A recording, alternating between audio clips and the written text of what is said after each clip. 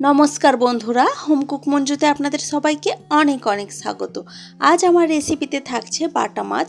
এই গরমের সময় যতটা হালকা পাতলাভাবে রান্না করা যায় সেটাই কিন্তু শরীরের জন্য ভীষণ ভালো। তো আজ আমি বানাবো বাটা মাছের একদম হালকা পাতলা একটা ঝোল। তো এই রেসিপিটি বানানোর জন্য প্রথমে এখানে দেখুন আমি বেশ কিছুটা বাটা মাছ নিয়ে নিয়েছি। এখন বাটা মাছটার মধ্যে আমি নুন আর হলুদ দিয়ে বেশ কিছুক্ষণ মাখিয়ে রাখবো।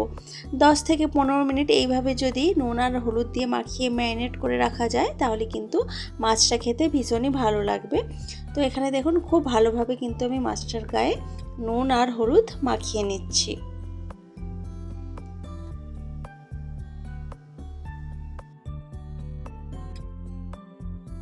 তো মাছটার মধ্যে খুব ভালোভাবে আমি নুন আর হলুদ মাখিয়ে নিলাম। এখন এটাকে রেখে দেবো 10 থেকে 15 মিনিটের জন্য। এখন একটা মশলা বানিয়ে নেব এই রেসিপিটি বানানোর জন্য। তো একটা পাত্রে আমি কিছুটা আদা বাটা নিয়েছি। আদা বাটা দেওয়ার পর এখানে আমি দিয়ে দিচ্ছি কিছুটা কাঁচা লঙ্কা বাটা। এরপর আমি দিয়ে দেব কিছু গুঁড়ো মশলা। গুঁড়ো মশলার মধ্যে আমি দিয়ে দিলাম হলুদের গুঁড়ো, কিছুটা লঙ্কার গুঁড়ো। লঙ্কার গুঁড়োটা একদম অল্প পরিমাণে দিলাম, যেহেতু কাঁচা লঙ্কা বাটা আমি এখানে দিয়েছি কিছুটা, সেই জন্য। তো তার সাথে আমি দিয়ে দিলাম কিছুটা জিরের গুঁড়ো আর তারপর দিলাম কিছুটা ধনের গুঁড়ো। এখন অল্প পরিমাণে জল দিয়ে আমি মশলাটাকে গুলে রাখবো। মশলাটা কিছুক্ষণ যদি এইভাবে গোলানো থাকে তাহলে গুঁড়ো মশলাগুলো খুব ভালোভাবে ভিজে যাবে। এতে করে কিন্তু একদম বাটা মশলার মতন কিন্তু স্বাদটা হবে। তো এইভাবেই আমি মশলাটাকে গুলে কিছুক্ষণ রেখে দেব। এখন আমি একটা কড়াই গরম করতে দিয়েছি। কড়াইটা ভালোভাবে গরম হয়ে যাওয়ার পর আমি কড়াইয়ে দিয়েছি বেশ কিছুটা সরষের তেল।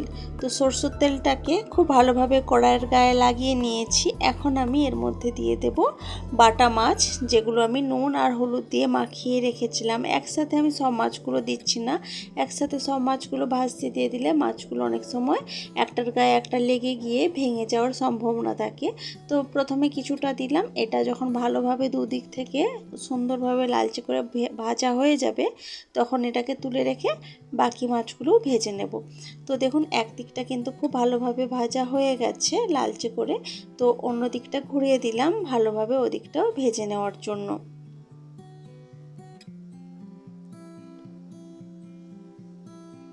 তো মাছগুলো দুদিক থেকে খুব ভালোভাবে ভাজা হয়ে গেছে। এখন তেলটাকে একটু ঝরিয়ে আমি মাছগুলোকে তুলে রাখছি। এই মাছগুলো তুলে রাখার পর বাকি যে মাছগুলো রয়ে গেছে ওগুলো একইভাবে আমি ভেজে নিচ্ছি।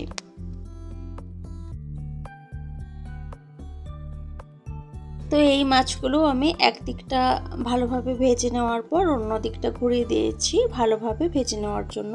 দুদিক থেকে সুন্দরভাবে লালচে কালার হয়ে গেলেই মাছগুলোকে আমি তুলে রাখবো। তো মাছগুলোকে তো তুলে রেখে দিয়েছি। এখন কড়াইতে আমি আরও কিছুটা তেল অ্যাড করলাম, কিন্তু আমি অল্প পরিমাণেই তেলটা একদম দিয়েছি। একদম অল্প করেই তেলটা দিয়ে আমি মাছটাকে রান্না করব। গরমে যত তেল কম খাওয়া যায় সেটাই কিন্তু শরীরের জন্য খুবই ভালো। তো তেলের মধ্যে আমি শুকনো লঙ্কা আর কালো জিরে ফোড়নে দিয়েছি। ফোড়নটা একটু ভাজা হয়ে যাওয়ার পর এখানে মাছের ঝোলে সাধারণত যেরকমভাবে লম্বা করে আলু কেটে দেওয়া হয়, তো আমি ওরকমভাবেই আলুগুলোকে কেটে ভাজতে দিয়েছি। আলুগুলোকে কিছুক্ষণ নেড়ে চেড়ে এদিক ওদিক করে ভেজে নিয়ে আমি এখানে দিয়ে দেব পটলগুলোকেও লম্বা করে কেটেছি আমি। এই গরমের সময় কিন্তু পটল খুব ভালো পাওয়া যায়, আর এরকম মাছের ঝোলে যদি একটু সবজি দেওয়া যায় তাহলে কিন্তু বাচ্চারাও খেতে বেশ ভালোবাসবে। বাচ্চা সাধারণত সবজি খেতে চায় না, তো এইভাবে রান্না করে দিলে কিন্তু বাচ্চা বড় সবাই খেতে পারবে, সবার জন্যই খুবই ভালো। তো পটল আলু আমি ভালোভাবে ভেজে নেওয়ার পর এখানে আমি যে মশলাটাকে আগে আমি গুলে রেখেছিলাম সেই গোলা মশলাটাই কিন্তু এখানে দিয়ে দিলাম। তার সাথে কিছুটা বাটি ধোয়া জলও অ্যাড করেছি। এখন এই মশলাটা দেওয়ার পর খুব ভালোভাবে কষিয়ে নেব যাতে করে আদার কাঁচা গন্ধটা একদমই চলে যায়। তো বেশ কিছুক্ষণ ধরে আমি গ্যাসের আঁচটা মিডিয়ামে রেখে খুব ভালোভাবে কিন্তু কষিয়ে নিয়েছি।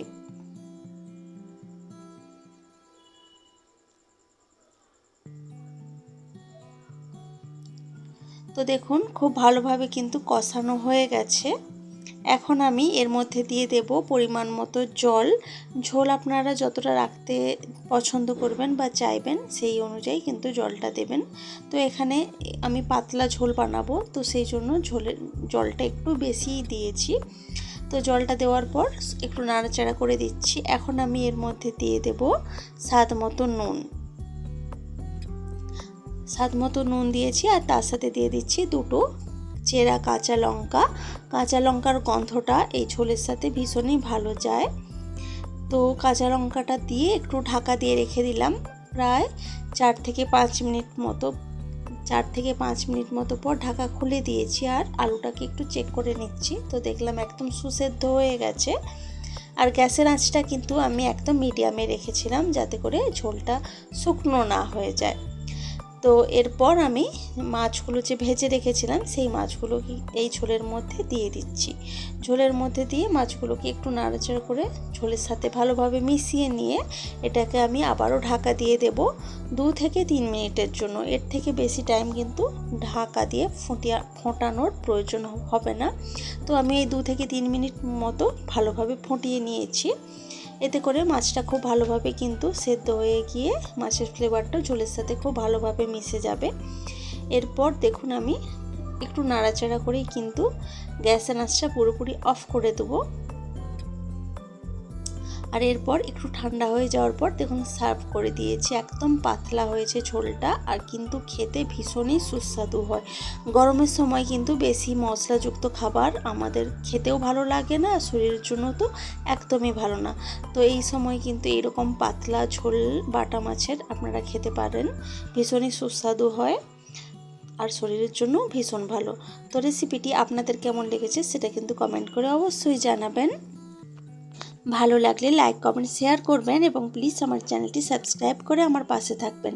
তো আজকের ভিডিওটা এ পর্যন্তই থাক। দেখা হচ্ছে অন্য কোনো দিন অন্য কোনো ভিডিওতে। আজকের মতো টাটা বাই বাই।